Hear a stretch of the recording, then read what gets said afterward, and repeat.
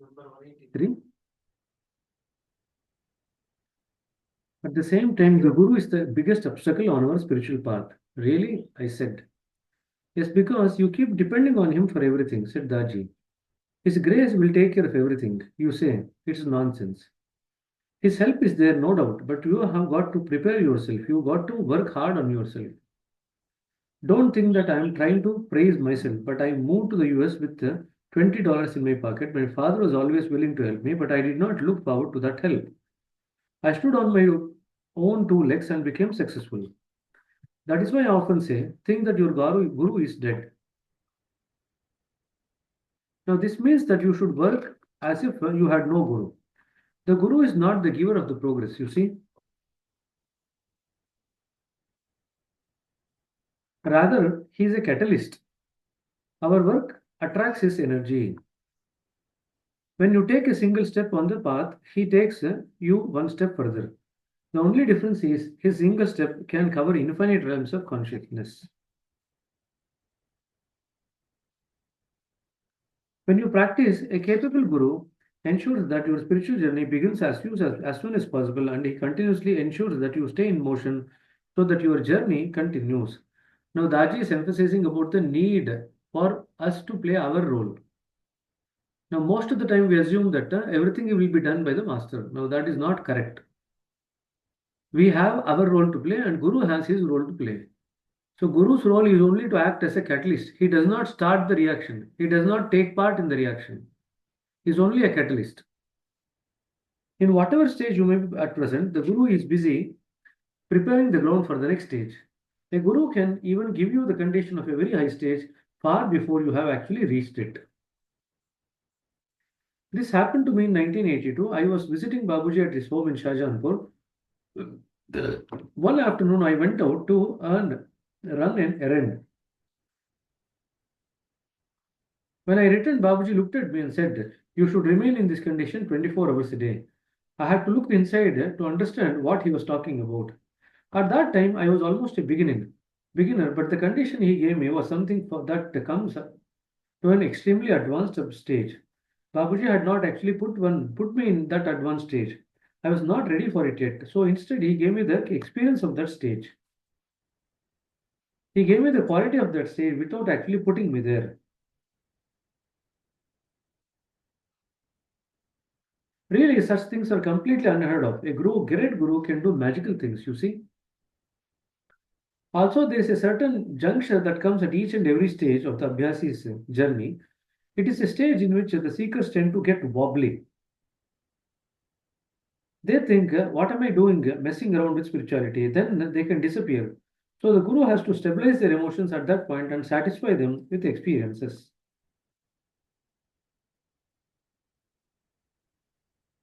Now, a guru must at least be able to take you to the stage of moksha or liberation. Again, it's mukti, not moksha. Please underline that. So they have used the word moksha and mukti in the same way. So in actual parlance, it's about liberation. It means mukti.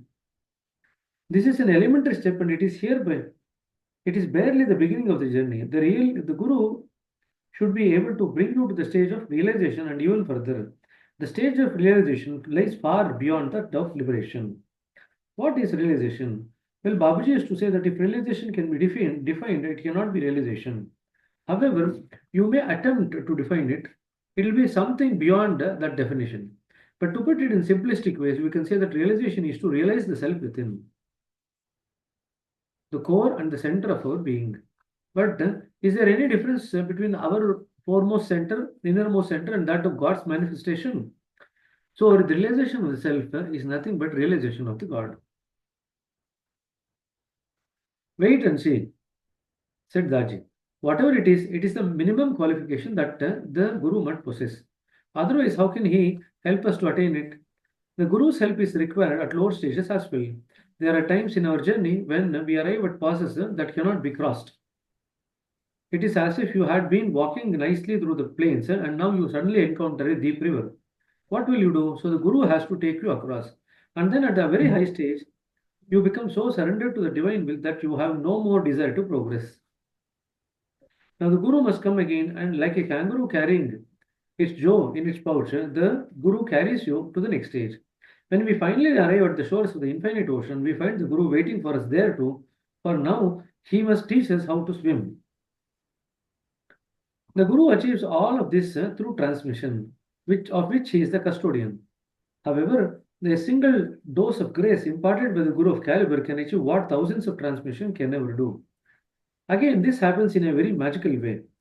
One has to experience grace to know what it is and know what is the difference, how it differs from transmission. It is a matter of feeling. Without transmission and grace, the heartfelt practice has no meaning, and without the Guru, there is no transmission, nor is there anyone to channel grace towards the aspirant. So, two things, transmission and grace, both of which are the Guru is the custodian. Just as the currency must be backed by something, so must the spiritual practice. Currency used to be backed by gold. Now, there is no more gold standard, but currencies have other forms of backing because a currency without backing is valueless. This is the role of the Guru. He backs the practice. He is the guarantor of the spiritual gold standard. So I think that concludes the Guru chapter. Any questions on that? Brother, the definition of mukti and moksha, can you just little elaborate on that? See, moksha is salvation. So temporary pause in the cycle of life and death. So that comes at second point. Mukti is liberation. That is a permanent pause for life and death. Now that doesn't mean to say here on earth. That is liberation. Now the thing is, you can get liberated after death also. You can get liberated during life also. So a person who is liberated during life is called as Jivan Mukta. And one who gets liberated after death is called as Videha Mukta. So these are the two types of liberation. Okay. And just one clarification, brother. Yesterday, in our study kind of circle, we were looking at the word liberation, brother. In the 10th point, 10th not description, they are saying that is a stage of that is when you get the state of liberation. No. What do we do with this? No. So please keep this in mind. Very simple. Second point is moksha, sixth point is liberation, and 12th point is self-realization. Just before you enter into the stage of the central region, that is the stage of self-realization. And the last stage, when you actually become aligned with the center, is the stage of Bhuma realization. These are the 4 stages. So the thing is, it is described in many different ways. That is the reason. One of the things with spirituality is that many words are used in different meanings, in different context. I can just give you the example of chit. I can just give you the example of quite a few words. Intuition, chit, soul. Many things are used in many different contexts, in many different meanings. So that's why we need to be very careful when we read the spiritual literature. Now, if you just tell me where is it that you read yesterday, then I can actually shed a bit more light on that. But if you take 10th point as deliberation, that is a wrong definition. That is not correct. Yes, brother. I will. I'm fine. I'll find it because we marked this question for query with you. No, you send that. Got it. That's again. See, again, I tell you, Babuji is writing only. At the 6th point, he say, now you are starting spiritual life. At the 2nd point, he say, now you are starting spiritual life. At the 10th point, he say, now you are starting spiritual life. At the 13th point, he say, now you are starting spiritual life. At the center, he says, now you are starting spiritual life. Now, anybody who reads Babuji's literature will get really confused. What is he talking about? That's again a thing to remember for us that the gurus, although sometimes they might use the same words, the context changes the meanings of those words. Okay, so just keep that in mind. Again, like you have Jivan Mukta and Videha Mukta, you also have Sadhyo Mukti and Krama Mukti. Mukti again can be of 2 other varieties in a different context. Sadhyo Mukti means you attain to liberation at once, just at the flash of the eyes. Krama Mukti means you attain to liberation gradually. Now, in our system, what we attain to liberation is Krama Mukti. It is not Sadhyo Mukti. And what we attain in our case, Sandhyoha. Sadhyo Mukti means immediate How do, liberation. how do you spell it, brother? Sandhyoha. Sadhyo, Sadyo. Sadhyo Mukti. Sadhyo. Sadhyo Sadhyo means in Mukti. Kannada Sadhya. Sadhya means now, Ah, in an got it. instant. ಸದ್ಯದಲ್ಲೇ ಆಗುತ್ತೆ ಅಂತಂದ್ರೆ it's going to happen now. So just in this instant. So that is called as Sadhyo Mukti. And the second one is called as Krama Mukti. Krama means one step after the other. That is called as Krama Mukti. So these are terminologies which are used in the spiritual context, in the context of Mukti. So I've given you 4 terminologies. Sadhyo Mukti, Krama Mukti, Jivan Mukti and Videha Mukti. Very similarly, people use the word Samadhi. Now Samadhi can be used in multiple contexts with multiple definitions. Daji himself has given 3 definitions in this book.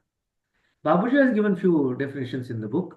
So there are a huge number of variations as far as Samadhi is concerned. If you read Deshpande's book on Patanjali Yoga, he has given nearly 15 to 20 types of Samadhis. So that is why we need to be very clear when they use the word Samadhi, what is it that they're actually talking about. This is one thing that has happened in spiritual literature because there is paucity of words in spiritual literature. So many gurus use the same word to actually mean different things in different context. And that's one of the challenges in grasping the spiritual literature in the right perspective. Just keep this in mind. Okay? Got it, brother. Got it. Any other question?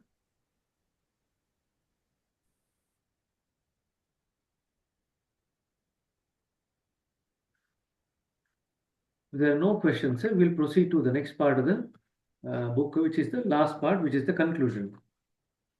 15 years have passed once since my first experience with heartfulness. What has driven me to continue the practice for all these years? I was completely satisfied on my very first day. What remained for me to pursue? For as much peace and contentment as these last 15 years have brought, a certain inner restlessness continues to increase. That restlessness comes in response to a silent inner signal in the form of a question. Are you what you ought to be? There is no external answer to this question. The answer is in the question itself. If I am what I have to be, the question should not arise. The question is not an expression of despair or helplessness. Rather, it is pregnant with possibility. Without such question, there is no evolution. Transformation is in our hands. Heartfulness practice provides us with the tools to transform ourselves, but we must choose to use them. To transform yourself is to create yourself anew, starting with the transformation of your inner being.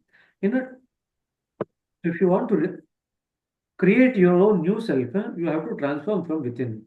Inner transformation comes automatically as a result of meditative practice. Without inner transformation, the transformation of our character and lifestyle is only a dream. Please underline this. Inner transformation, the transformation of our character and lifestyle is only a dream.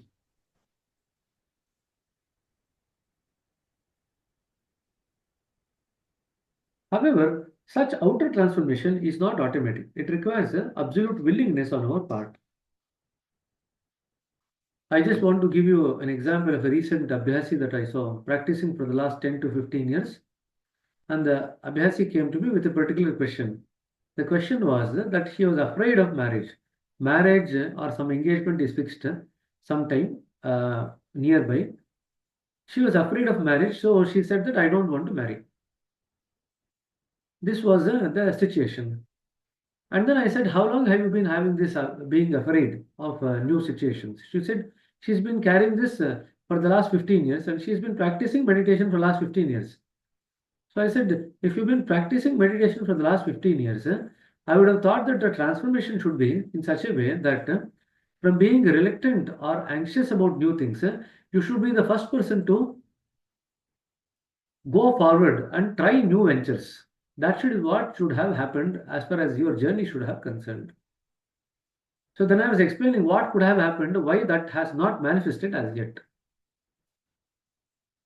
So this is a very, very important thing. So there is an inner transformation at the level of the heart. Then that has to lead to transformation at the level of the mind and the working of the mind, which in turn has to lead to changes at the level of the body in terms of our behavior and interaction with this life. So there are three levels of transformation. The innermost transformation is at the level of the heart, which is what we actually get when we go for sittings or bandara or during other satsangs. When that has to automatically lead to the changes at the level of the mind, and then that in turn has to lead to the changes at the level of the body and our external world behavior. Now, the innermost change is the duty of the master. Of course, we have to prepare, we have to cooperate, we have to become deserving. That's our part, even in the innermost change. But the rest too has to do everything with us. It's nothing to do with the master. Now, if we are observant and sensitive regarding what are the inner changes that is happening, we will adjust our lifestyle, our thinking, and our interactions with people to suit those inner circumstances and to allow the next stage of inner transformation to occur. If we do not adjust our lifestyle at the mind and the physical body level and our interaction with the world, such that the next new condition can actually take place at the innermost core of our being, then we are actually slowing down our journey. This is one of the most important aspects why many of the abhyasis are progressing much slower than what our system is capable of giving you. The journey is made slow because of our approach to what is the changes that occurs in the innermost core. Two things we don't do. One thing is that we don't cooperate in the right perspective. And then the work slows down. Because without our heart saying yes, the guru cannot do anything. Secondly, even when the guru does something, we have to modify our lifestyle at the level of the thinking and our interaction with the external world in terms of behavior, so that that inner change can now take hold and manifest smoothly. And then we should also align our lifestyle in such a way that the next stage of our journey can unfold naturally. Now, each of us need to look into these two aspects. Are we actually doing both these things? If we are not doing both these things, then there is some errors and somewhere in the way that we have understood the practice or Sahaj Marg as a philosophy itself. So hope I have actually made it clear. So I just gave you this example to just indicate that this is what has happened in most of the people. And what I saw recently was a very typical example of what we see.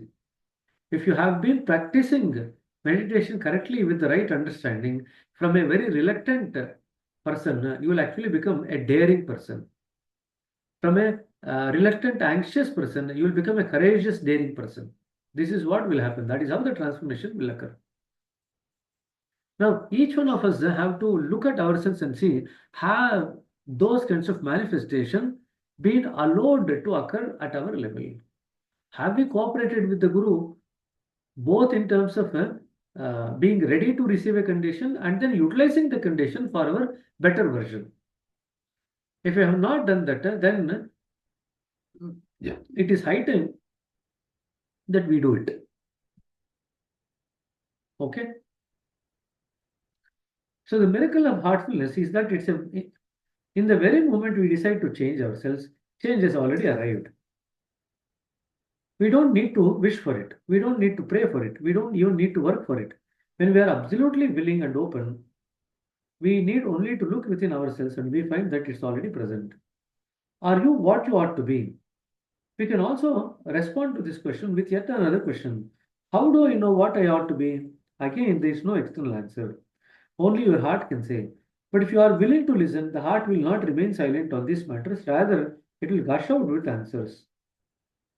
However, even if the heart continuously gives you signals, you may miss them if your mind is turbulent as the deafening sea. The heart is able to guide us whenever we are in need, but its signals emerge amidst the background noise of thoughts, emotions, sensations, and other stimulus. In other words, heart speaks in silence.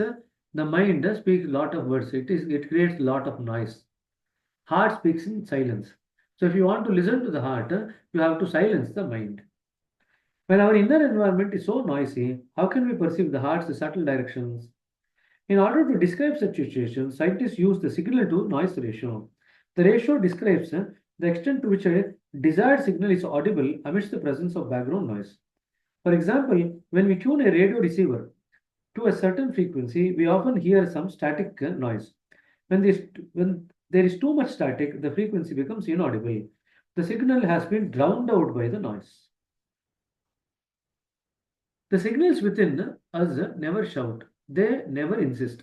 They come on gently and softly as a whisper. Please underline this. So the mind actually shouts, it's very loud. Heart is more like a whisper. They are not words but subtle feelings reflected in the mind as inspired ideas.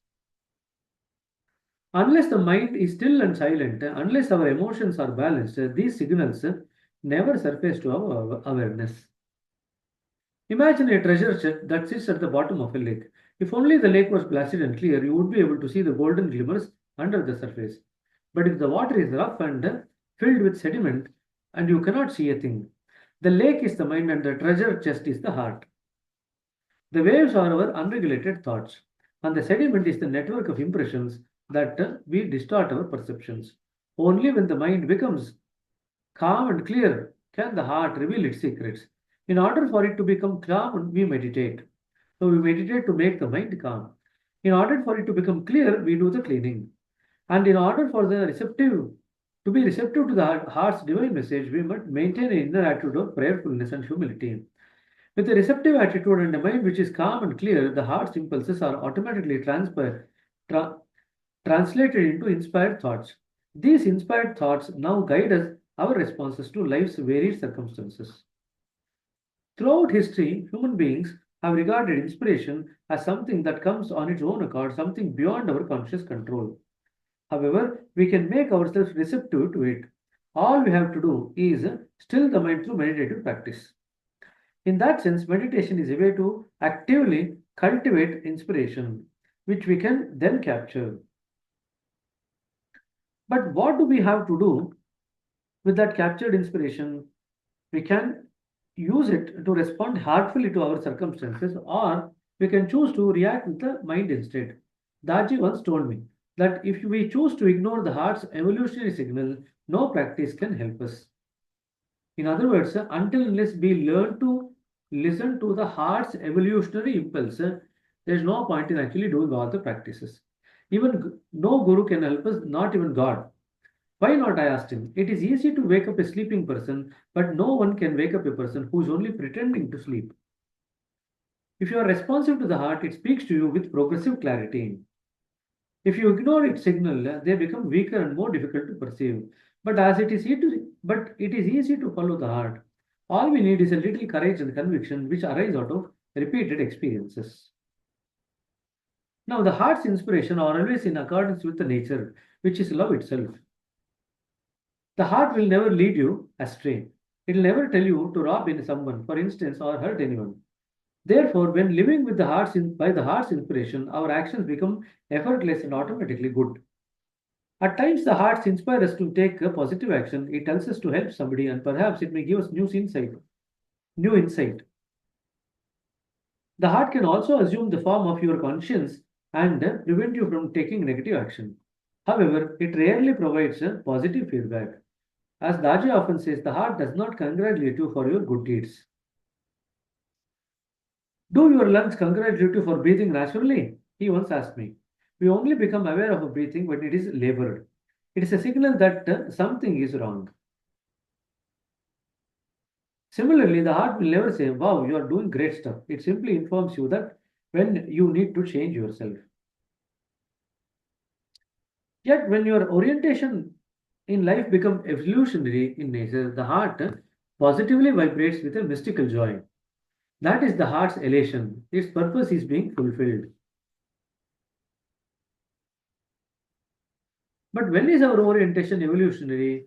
To answer this question, we must understand something about the heart. The heart is biased towards the common good.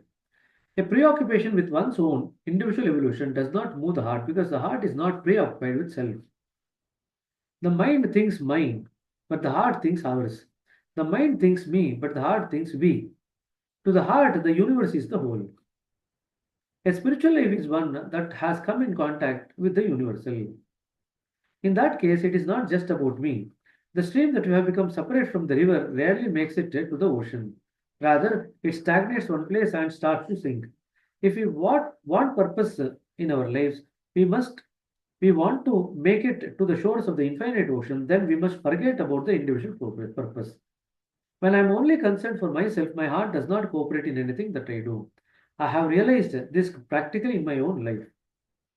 When I am only concerned with for myself, my heart does not cooperate with anything that I do. Purpose is never individual, it is always collective. When we are deeply altruistic in word, deed, and most importantly, intention, our lives assume a different and most importantly, a different order. We become ennobled. Then our hearts roar into action. So listen to the heart carefully and follow it faithfully. Let it be your inner guru.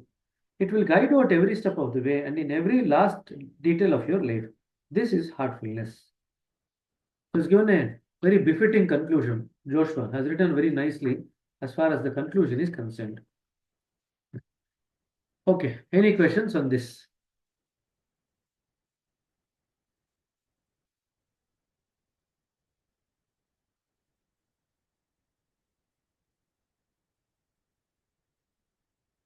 Very quiet, everyone.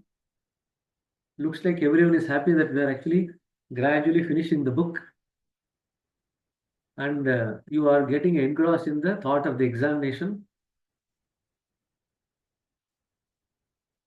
Yes, brother. Hello.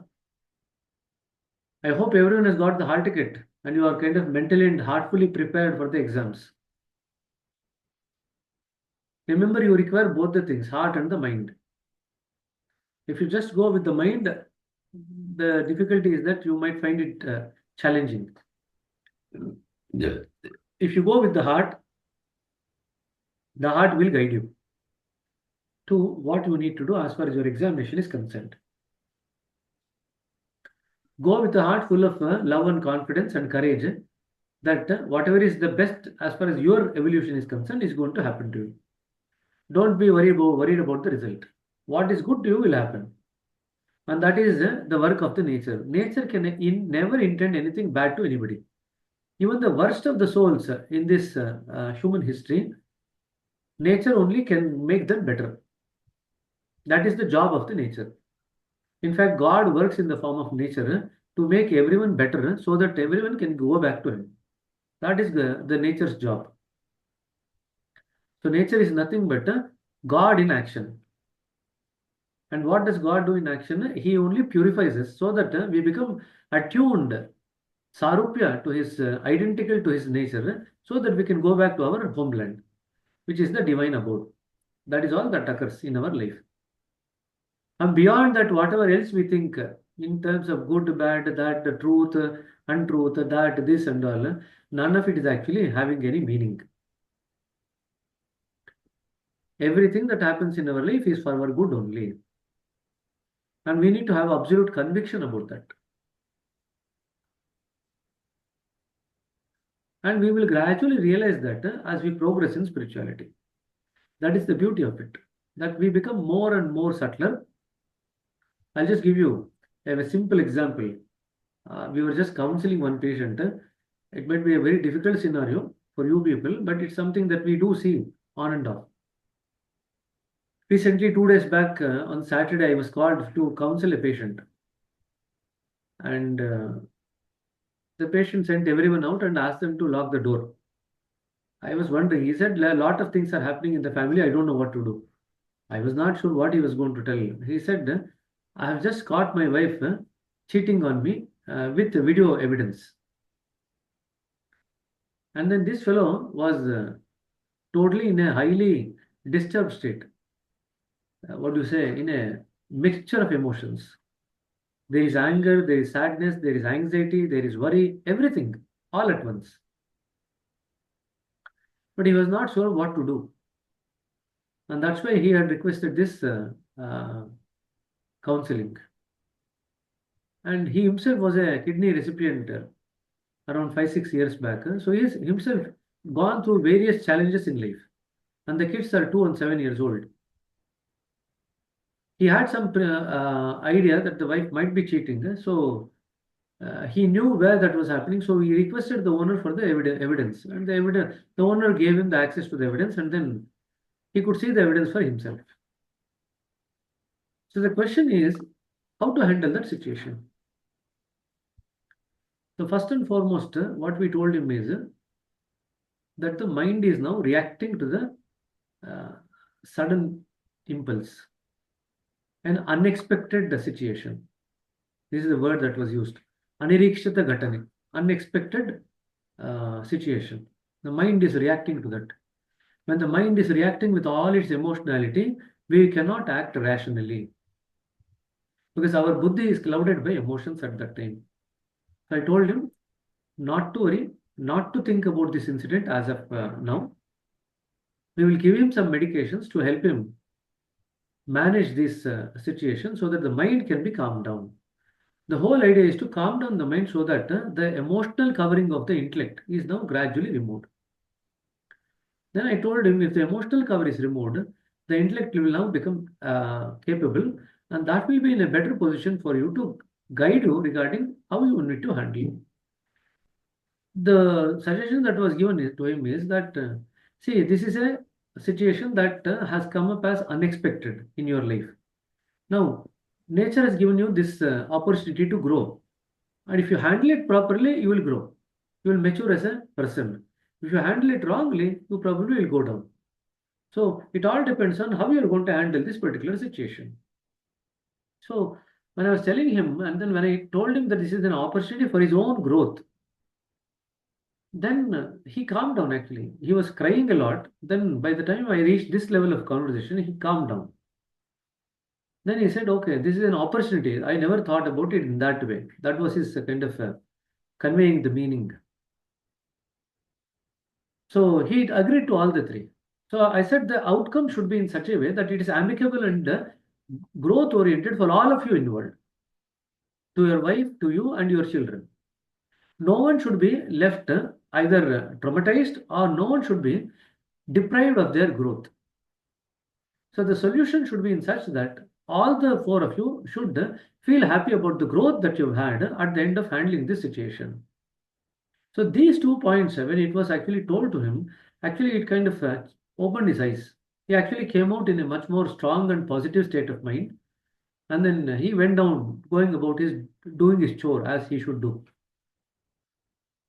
So I was actually surprised that within that 15 minutes of conversation, how the things changed from one level to the totally different level altogether. And he is not a meditator, he is not an abhyasi. But I gave him the number of a preceptor and told him, go and take sittings, get yourself cleaned, the mind's reaction will go away. You will become better prepared to handle these situations. You will also grow as an individual. You will become a better father figure to your children. And then your wife also will regret in due course of time whatever has happened. In other words, if you meditate, it creates a possibility that the entire situation, challenging situation, can actually end amicably with growth for every one of them involved. So when he actually started speaking, we were at a loss what we are going to tell him. And then it is the wonder of heartfulness that the moment you actually face a crisis situation, somebody else takes over within you. And then you come up with the right solutions, right intentions, right feelings, that it touches their heart and it actually gives their heart and mind a new direction to think about. And they feel empowered. That's the beauty of it. We don't actually support them, we actually empower them. There is a big difference. In supporting, you're only making them feel better passively.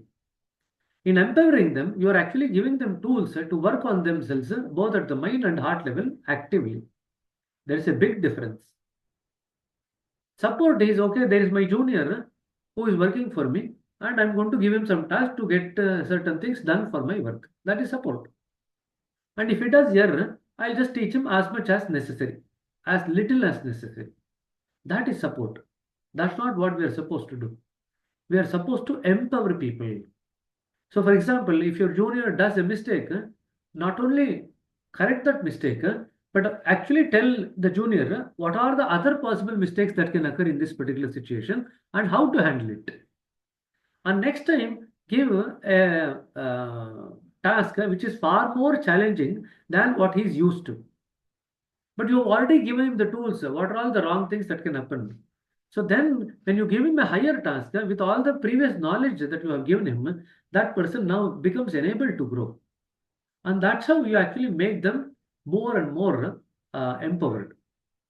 Now, these are the two things, and generally, most of the people have reluctance to empower people because many people think that when we empower people, they become a competitor to us, and that's a very wrong notion.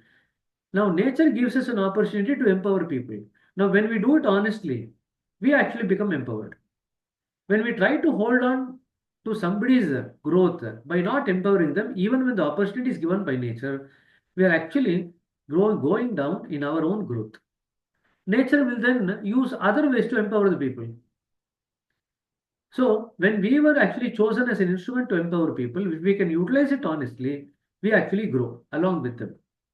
But if we don't utilize it, we actually go down while the other person grows.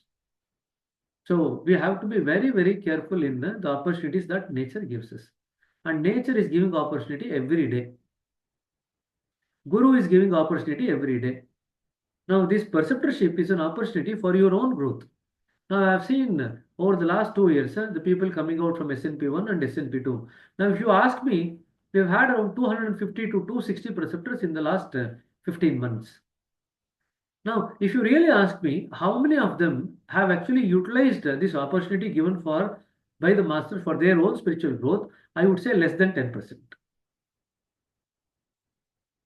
Less than 10% have actually utilized this opportunity for their growth, for their own spiritual growth that master has given them.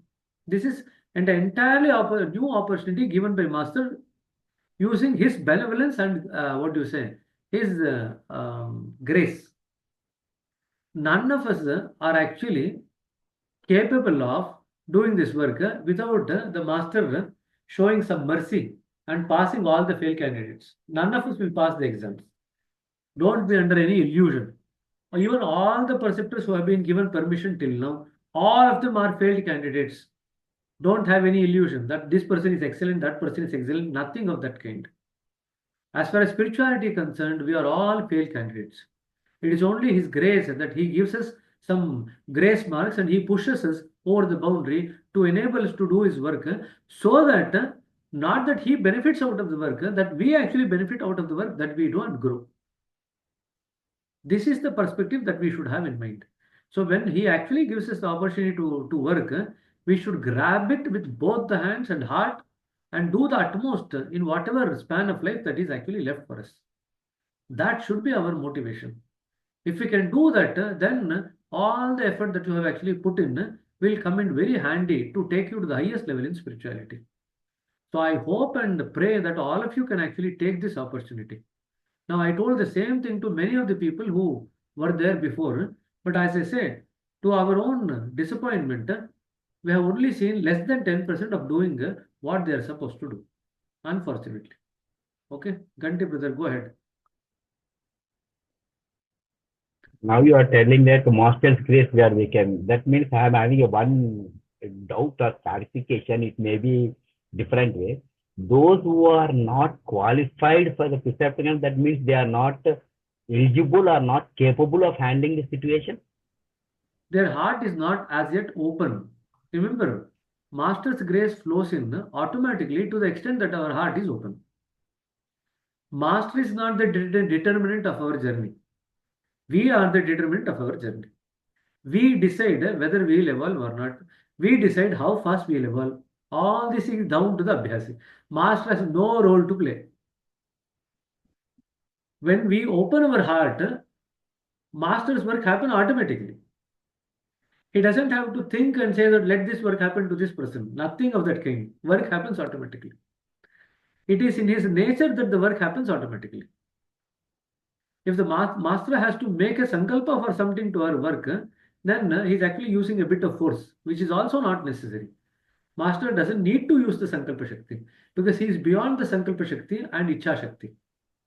We as perceptors need to use the sankalpa shakti and ichha shakti. We as Abhyasis, we need to use the Sankalpa Shakti and Ichha Shakti. Master doesn't need to use those tools also. The work happens automatically. Okay.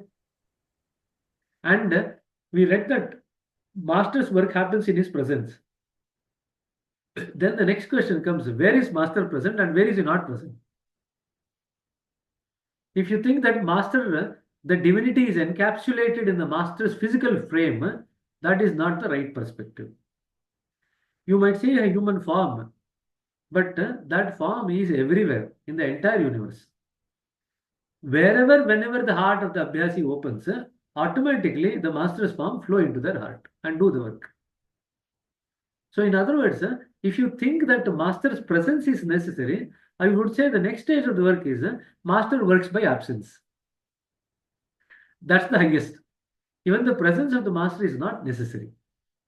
If you cannot agree to the thing that Master's form is everywhere and nowhere, then if you think that Master's form is only encapsulated in human form, then Master's work occurs by absence also. Okay? Just now we are attending Master Satsang and coming, sir. Exactly. Okay, so Today Master has given Satsang at 6 o'clock. don't ever differentiate between Master Satsang and other people who give the Satsang. All the Satsangs are actually conducted by the Master only. But there is difference between Satsangs, as you have all experience. Now you need to work out what is the reason for the difference in the Satsang. The power behind is always Master only. But there is a difference in the way that we feel the Satsang. What is the reason for that difference? You need to ponder on that. Okay? Sister, go ahead. Brother, ನೀವು ಹೇಳಿದ್ರಿ what is expected of preceptors, it is not happening, only 10% are doing it. What is expected ಅಂತ ನಮ್ಗೆ ಹೆಂಗ್ ಗೊತ್ತಾಗುತ್ತೆ? ಅದೆಲ್ಲ ನಿಮಗೆ ಹೇಳ್ತೀವಿ. ಹೇಳ್ತೀರಿ? We will definitely tell you. See, Master gives you the power to work. Your job is to use those tools and work as much as possible. The more you work, the more you grow. You might have the tools. The less you work, the less you grow. Okay. For example, you have a car. If you run the car every day, you will become a good expert driver. Okay. If you run the car once a month or once in 2 months, even after 10 years, you will not become an expert driver. Now, even while driving car, there are so many aspects of driving. Driving the car in a highway, in a city, in a hilly area, in a mountainous area, in a rainy season, in a windy season, in a snowy season, in a desert-like condition, in a sandy area. There are multiple ways of doing it. Driving is one, but the conditions can be hugely different. Likewise, Master's tools which are given to you can be utilized for the purpose of working on the Abhyasi's heart in multiple situations or environments. Now, after Master gives you the permission to do the work of preceptor, the next part of the job is to learn how to work in different conditions, in different states of mind and heart of the Abhyasis. Now, if you do not learn that, again, you are like saying that lifelong I am going to drive only one vehicle. I am not going to change any vehicle in my life. How can it be possible? We have all seen that we, over a period of n number of years in our life, we drive multiple vehicles, different two-wheelers, different cars, so many things we do. Now, when we are actually open and minded for these kinds of possibilities, why are we not open-minded as far as spiritual work is concerned? Daji keeps saying, we have not reached the end of spirituality. Spirituality is still an evolving field. And there is so much opportunity for people who have that inquisitiveness to come and explore more and open more fresh avenues for spiritual growth of human beings. Now, that is entirely up to us. That's why Daji, in his benevolence, has actually agreed to encourage Abhyasis to write books and publish this under heartfulness. Okay. Now, you tell me how many people will be happy to do that? Heartfulness Very itself is going to do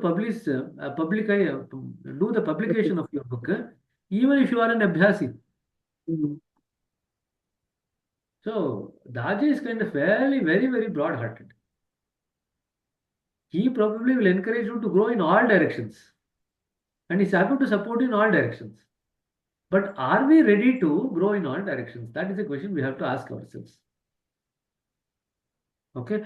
Now, when I say that less than 10% have utilized the opportunity, what was optimally possible for them, they are not using. For example, very simple example I will give you. Both retired, both having a good amount of savings, no worries financially, children settled. Don't you think that these people, if they are in the 60s, can travel around Yes. at least once a Definitely. week? Can't they Definitely. travel once a week? Possible. Now, look at this thing. You have two options. You have a district or a taluka where there is no preceptor, Mm. and the heartfulness needs to reach there. So the heartfulness is not reached the shore of that particular taluka district. And you have the easy option of opening a sub-center at your home and stay put. And many of the preceptors choose to take the second easy option. See, the more easier the option that you take, the less is the possibility of growth. The more challenging the option that you take, more is the possibility of the growth. As simple. And this is a universal rule. It doesn't matter whether it's perceptor thing. Even in your office, if you take a very small challenge, you will grow to that extent. If you take a bigger challenge, you will grow to that extent. Yes, Prabhu. Don't you think so? Even in Yes. psychology, if you take a just mildly anxious case, how much do you grow? Or if you Nothing take a else. very challenging case where a person has been abused for years together and help them come out of it, how much will you learn as a person yourself? Yes. Lot. So this is the true for all fields whatsoever. And irrespective of the field that we are going to come under, this rule applies. It is up to us. But again, the master's benevolence comes in. Nature works on our heart by bringing difficulties in our life. And then we look at the missed opportunity, and suddenly, at some stage in our life, we become inspired. And then we want to make up for the lost time and opportunity. This also I have seen happen. Again, this happens in, I can say, probably 2 to 3%, not more than that. Okay. So, Yes. anyway, we have finished that book. Now, Datesh, if you want to kind of go through that last paragraph about whatever you asked that day about LPOC, we shall now discuss about that. Sure, brother. You want me to share it or you want me Yeah, to? yeah. I've just given you the sharing option. Okay.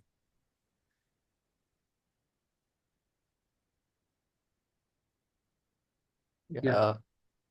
See, this is what we have got from the suggested answers, and this is in module one of the modules. Okay, let me not get into the. I'm unable to recollect the exact Not to module worry. number here. Not to worry. Yeah, So where is Module it that you 1. wanted? fine. Okay, thank you, thank you, Pallavi sister. And yeah, the question is here. Lalaji says that anger is a poison for spirituality. Why does he say that? And what is the way he recommends by which we can free ourselves from anger? Hmm. The answer is anger is a poison to spirituality. Hmm. Unless we are free from this plague, moderation can never be obtained. Mm-hmm. The effect of anger is that the system becomes heavy and tension is produced. Mm-hmm. There will be enormous pressure on thought. This human frailty leads to loss of self-respect and individuality and results in unhappiness.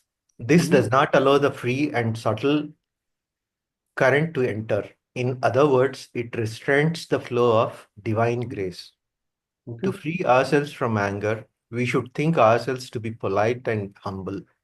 Mm-hmm. Nay, we should try to make ourselves such that the same color enters each and every part of the body. Mm-hmm. A cool and calm disposition alone is required for spirituality. The heart is so tender that it begins to droop even by the slightest circulation of wind. Mm. So the color here is the color of moderation, not any color. It's the color of moderation. You remember the previous point that he said? Moderation. Right, brother. It's the color of moderation. So the same moderation should enter each and every part of the body. When he says here body, he's talking about all the three bodies, the causal body, the subtle body, and the physical body. Got the point?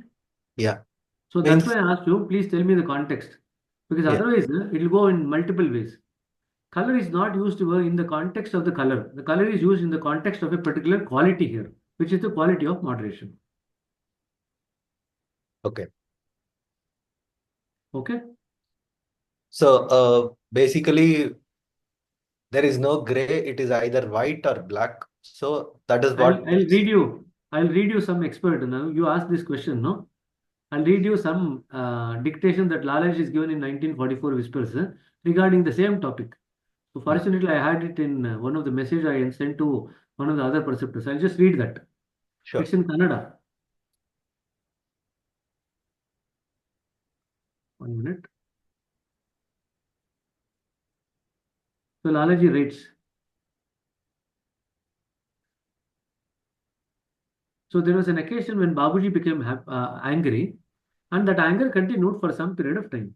So Lalaji writes, ಸಾಮಾನ್ಯವಾಗಿ ಅದು ಈ ಮಟ್ಟ ತಲುಪುತ್ತಿರಲಿಲ್ಲ. Normally it does not reach this level. ಬಹಳ ಹೊತ್ತಿನವರೆಗೆ ಮುಂದುವರಿಯಿತು. It continued for some period of time. ಆದರೆ ಈ ಬಾರಿ ನಾನು ನಿನ್ನ ದುರಭ್ಯಾಸವನ್ನು ಗಮನಿಸಿದೆ. I observed your bad habit.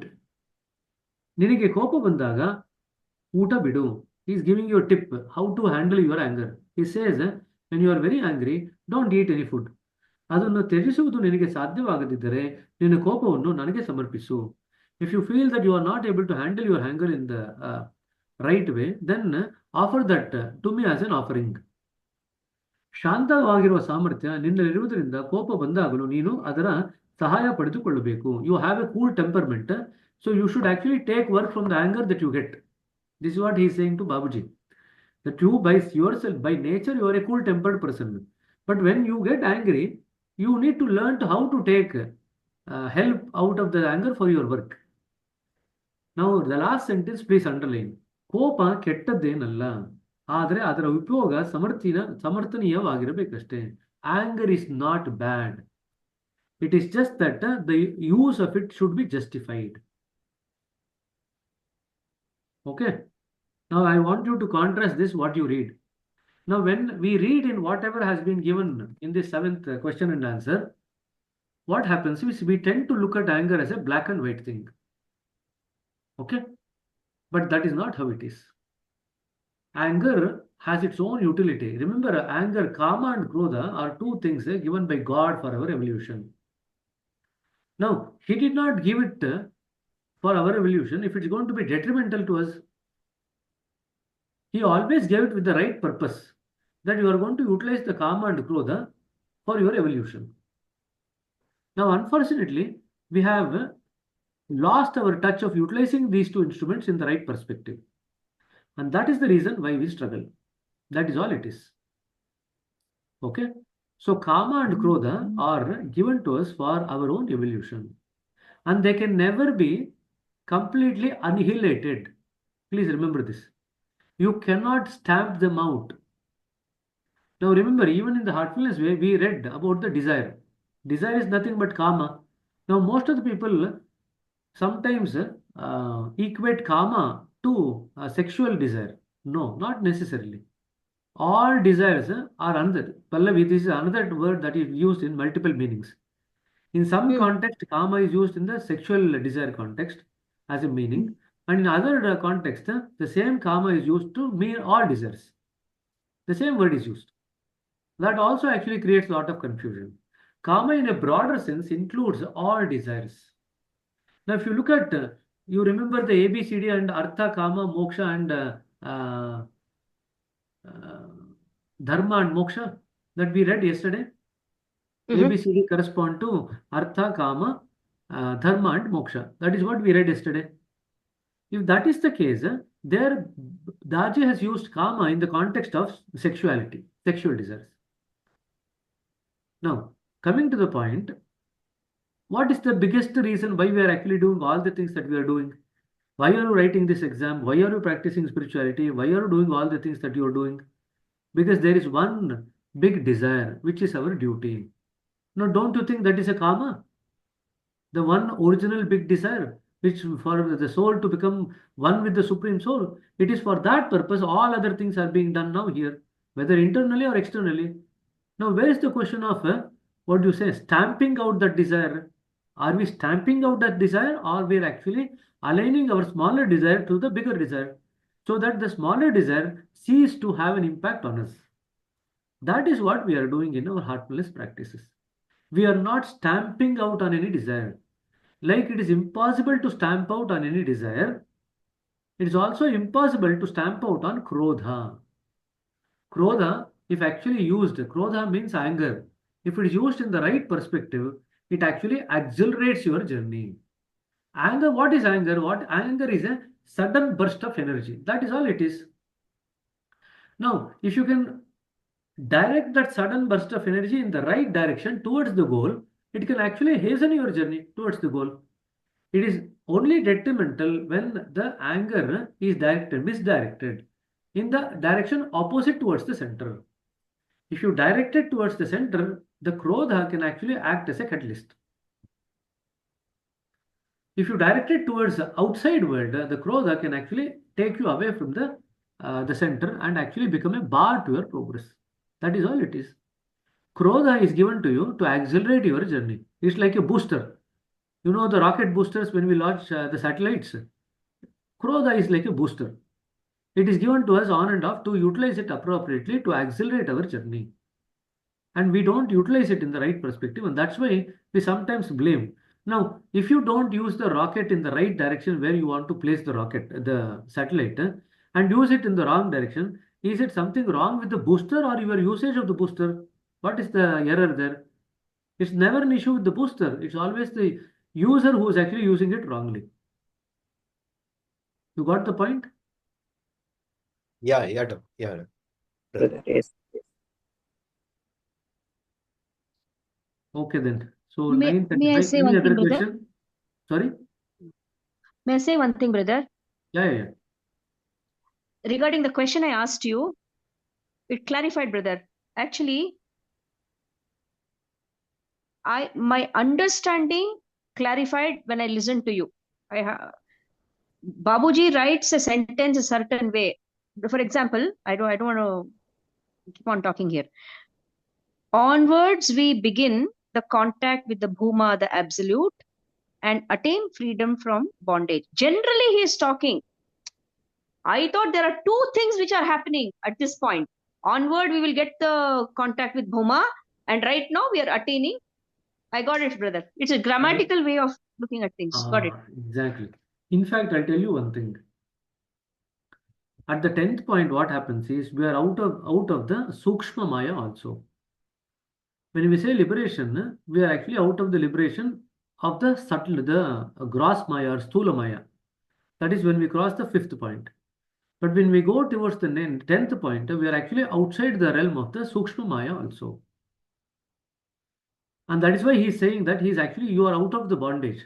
In other words, so what is the difference between being out of bondage at the 6th point versus the 10th point? By the time you reach a state of out of bondage at the 10th point, you have crossed multiple other subtle realms. But at the 6th point, you have only crossed one realm, which is the earth. That's all. Got the point? Got it, brother. Go ahead, Ganti. Sir, here I am having one clarification, one doubt. From 6th, we are having a Brahma, Parabrahma, Parpanna, Prabhu, and center point. Up to 1 to 5 points, what are the only which earth, air, fire, water, and air? That only, or any other names are there for the first 5 points? First 5 points are called as Pind Pradesh. So only we have to, there is no specific one point having a name other than the earth and Heart air. Heart region or Pind Pradesh. You can also call it from the point of view of the elements that are there. So you can also call it earth point, fire point, those kinds of things. Otherwise, there are no other names. From sixth only we are having that point, Brahma Parabrahma. Exactly. Okay. In fact, yesterday you remember what we told that many people who are eligible for liberation, this is another subtle point. Suppose the master sends you to the sixth point by his power. Okay. However, we have not given up on dharma, kama, moksha. We are still holding on to the desire at the level of artha, kama, and moksha. If that is the case, we will come back to this earth for the next life. Maybe it might be the last life, but we will come back. You got the point? That's why I said that some point of time I said the shadow of the Maya is still there in the sixth point. What do I mean by shadow of the Maya? The desire for artha, kama, and moksha is still there in the fifth point, the sixth point. So if that shadow of the Maya is maintained, even though you are eligible for liberation, you will be made to come back again because you have carried the shadow with you. You should ward off the shadow also. Then, even though master is given, that is where our role comes in. Earlier I was talking about our role, no? Master might take you to the Brahmanda by his power. But are we aligning our journey in accordance with that? We can only align our journey in accordance with that when we throw off these ideas of artha and kama and moksha at the sixth point. Then you are aligning to the journey. Then you are don't no longer carry the shadow of the Maya in the Brahmanda. You will not come back here. Otherwise, you will come back. That's why the three levels of transformation, please remember. Master's job is to only trigger the transformation at the innermost core of your existence. That too, if you allow him, not otherwise. After triggering the change in the innermost core of your existence at the level of the heart, the next two parts again is your job. Changing the alignment of your mind and body and your alignment to this world in the way that you interact and look at life, and change your lifestyle by doing what is necessary so that the work which is done inside can manifest through the body and the mind into this world. That part is yours only. Okay. Sarippa hagare. So today is the last class. So we're finishing a bit 15 minutes early. So it's been hugely useful